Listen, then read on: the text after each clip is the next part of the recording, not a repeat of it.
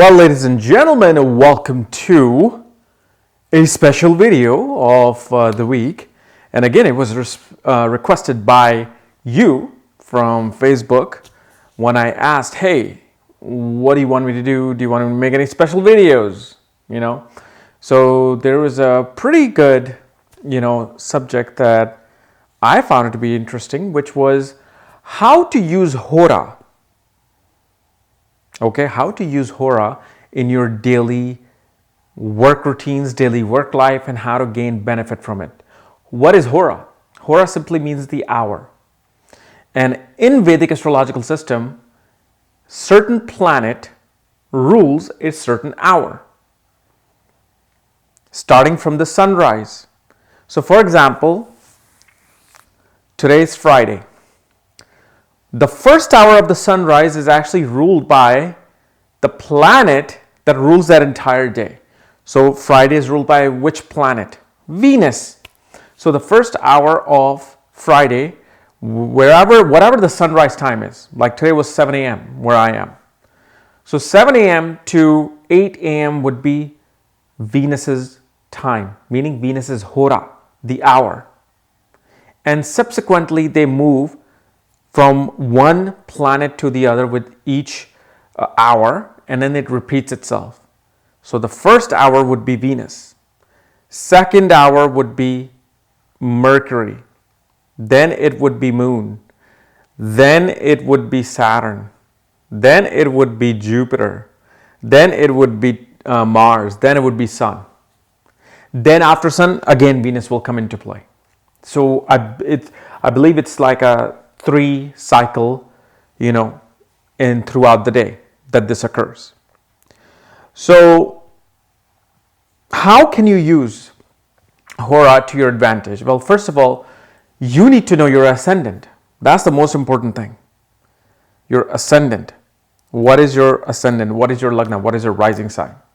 And as always, if you do not know what your rising sign is, what your ascendant is, for that, check out the links here. Check out my full astrological report in the shop section, including my books, consultations, and link to my academy, Maga Vedic Astrology Academy. We're actually going into details of this particular lesson that I'm talking about. Okay, but let's talk about using Hora in your daily work routines. So one of the ways we do this is by looking at your ascendant and deciding the houses. So let's say, for example, we take somebody with a Gemini ascendant, okay, Gemini rising sign. And let's say today is Thursday, okay. And let's say this person had a fight with their spouse. And they're just thinking, I need to resolve this, and I'm just wondering, when is the best time to resolve this issue with my spouse? When should I send her the text message from my work or try to call her and resolve this fight that we had? So without astrological knowledge, you'll be like, well, I'll call her on my lunch break, or I'll call her when I'm done with this meeting. And you call, and it becomes a disaster. You're like, oh my God, why did I even call?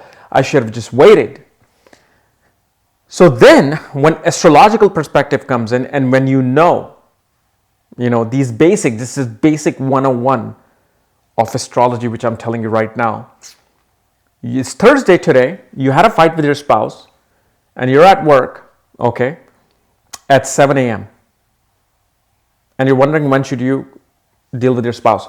So you see, let's say on Google, what time the sun rose this morning. And don't use apps. I've always said this even to my students in the academy, don't use apps. Apps are wrong. They're wrong by 15 to 20 minutes. Always, every day I checked, they were off. Use Google Time. That is the most accurate, because I've timed that to see, okay, it says sun's supposed to rise at 7:04 or 7:05, and literally at between 7:03 and 7:04 you can see there are light coming behind the horizon. So today's Thursday, Okay, Thursday is ruled by which planet? Jupiter. Okay, fine. And because this person is a Gemini ascendant, they're trying to talk to their spouse. So which house is the house of spouse? The 7th house of astrology represents the spouse. Okay, it represents your marriage partner, your boyfriend, your girlfriend, whomever you deal with, in that sense. So 7th house for Gemini ascendant is ruled by Sagittarius, which is Jupiter. So when is a good time period for this person to call and apologize or try to get the fight resolved? Well, that will either be the first hour of the sunrise. So if sun was rising at 7:05 a.m., between 7:05 and 8:05 would be that perfect period. Otherwise, it'll be the 7th hour. Or you can go, Jupiter, Mars, Sun, okay, Venus, and then you'll go Mercury, then Moon, then Sun, then Saturn, then Jupiter. So actually it's the 8th hour. So the 8th hour, the 1st hour and the 8th hour will be the perfect time period to call this person and try to resolve this issue. Why? Because the Hora of the 7th house is running. That means if you were to do the activity related to that corresponding house, it will support you. Or for example, let's say this person had a fight with their mother. They're Gemini ascendant. Today's Thursday. So you want to see, first of all, which house is the house of the mother. It's the 4th house. 4th house represents the mother. So 4th house for Gemini ascendant is ruled by Mercury, because Gemini, Cancer, Leo, and Virgo. So 4th house becomes Mercury. So then you want to see, when is Mercury Hora running? So first hour would be, obviously on Thursday, would be Jupiter. Next would be Mars, then Sun, then Venus. Then the 5th hour would be Mercury. So during the 5th hour, if you wanted to say something to your mother because you guys had a fight or fallout and trying to resolve that issue, well, call your mother at that time. Same thing. You're a Gemini ascendant and you need to talk to your boss. You need to take some time off and you don't have vacation hours.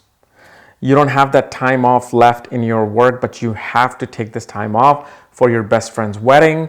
And the day it's happening, you're supposed to be working overtime at your work. So when this scenario occurs, when is the best time to talk to the boss? Well, what is the boss? Boss is the authority. So what time would you look at the authority for Gemini ascendant? Well, the 10th house of astrology is authority. For Gemini would be Jupiter. Same thing, spouse and Jupiter. And they're both bosses, especially for men. So anyway, for Gemini ascendant, the 8th hour or the 1st hour of Thursday would be the best time to talk to your boss about you taking that particular day off so you can travel and be with at your best friend's wedding. This is how we use Hora. So for example, let's say you're looking for a time to meditate. When would be the best? Let's say today is Monday.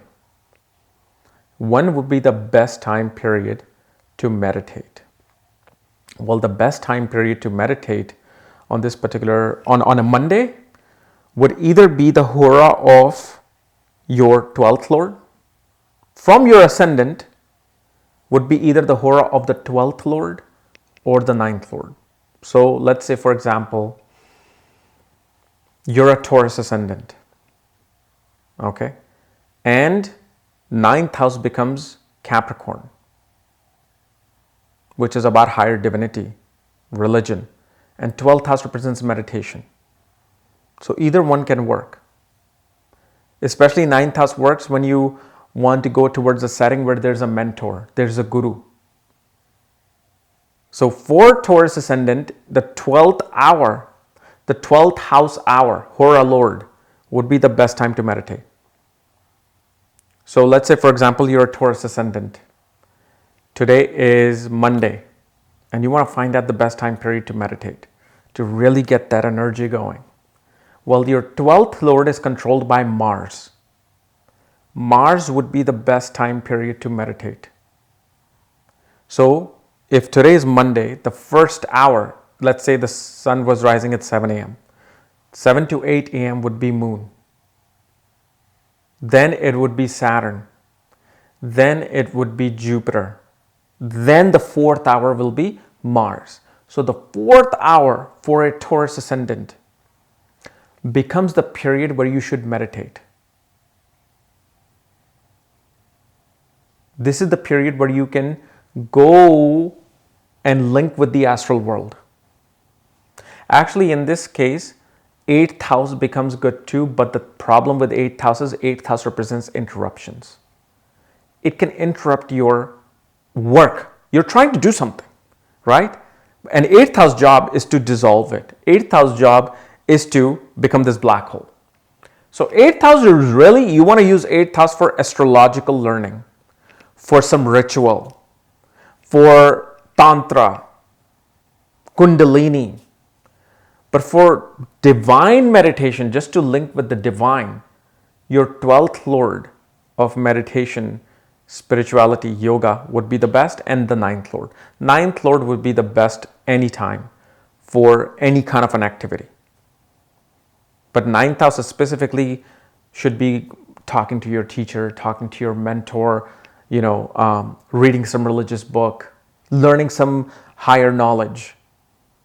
This is how we use Hora. Now, if you were to pay attention, let's say you know the A to Z of Hora. You learned it. It's very simple actually. And you didn't even, let's say you did not want to do anything. I don't want to talk to my spouse. I don't want to do any activity. But let's see if you just observed your day. Today is Friday. First hour would be Venus. Observe your day and note down what you did every hour.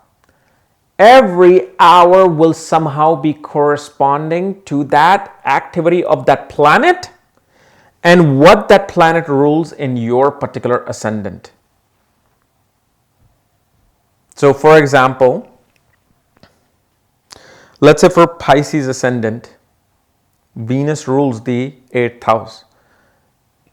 You note down everything and you note down, oh, this time period, I went to the bathroom. Either I took a shower or I did my other fun activities in the bathroom. See what Hora was running. See what planet, what house does that planet rule? Or is there a planet, let's say 8th house represents toilets and bathroom. Is there a planet in that 8th house? Which planet rules that 8th house? And who's the significator of that? Which is Saturn. So without you even wanting to do something, naturally you'll do activities related to your corresponding houses and planets sitting in those houses. And this is the Hora. This is how we use, and there's a lot more deeper things you can do with the Hora. You can even go to the nakshatra level and use the Hora. But this is just a basic thing for any newbie who was watching this video and can understand that.